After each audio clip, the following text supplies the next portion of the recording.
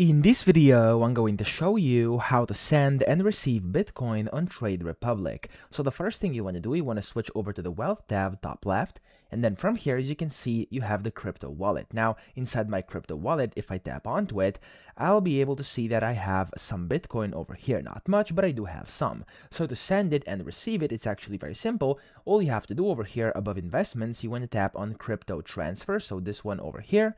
And when you tap on that here, you're going to be able to go ahead and transfer. So bottom right, tap on transfer. And then here you can send or receive. So if you want to send, tap on the send button. You'll be able to select your crypto, in my case Bitcoin, and you'll be able to select how much. So over here, I'm just going to do 0.00002. And I'm going to tap on next.